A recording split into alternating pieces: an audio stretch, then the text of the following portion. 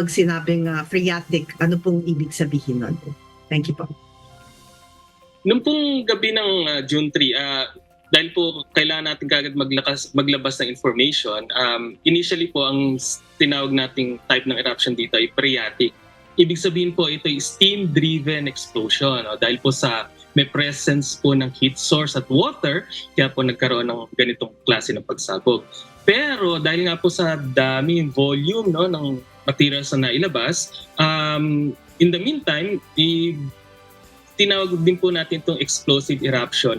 Pending po dun sa investigation na ginagawa po ng ating mga kasamahan, currently na nandyan po sa paligid po ng Canlaon Volcano. So nangangalap po sila ng mga materials na inilabas ng bulkan para po ma-determine kung ito po ba ay phreatic or meron ng involvement ng magma, yung tinatawag nating phreato-magmatic. So mahalaga po yan na ma-verify po natin para at least lubos nating maunawaan kung ano yung papakita ng bulkan sa mga darating pong araw.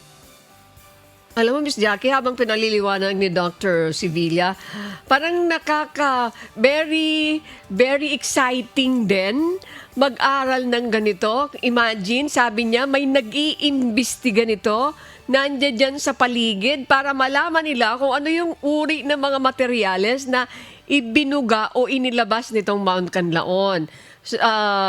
Para sa akin, Miss Jackie, napaka-interesting nito, no po?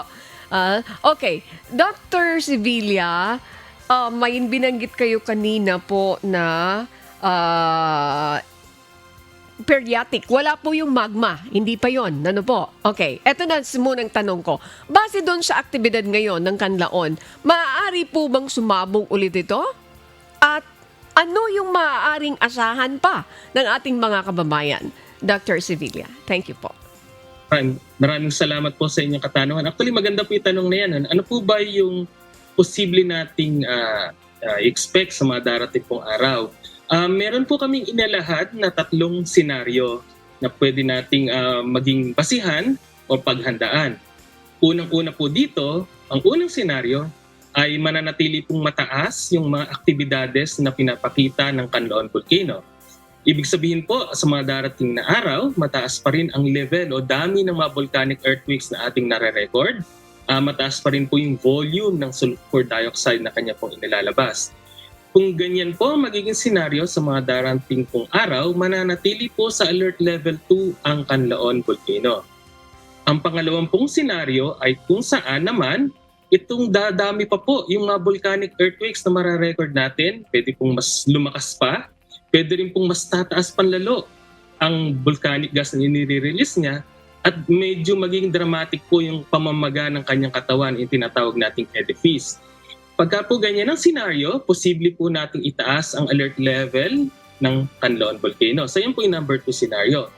Pwede rin pong mangyari, ang ikatlong senaryo sa mga darating pong araw ay bababa naman yung kanya na activities. Ibig sabihin po, yung dami ng volcanic earthquakes ay bababa na, magiging konti na lang at gayon din po yung paglabas ng yung volume nilalabas ng volcanic gas, yung volcanic gas. So pagka po ganyan ang senaryo, ibaba na rin po natin ang alert level to alert level 1. Pero sa ngayon po, sa pinapakita po ng ang Bulkang Canlaon, mananatili po ito sa alert level 2.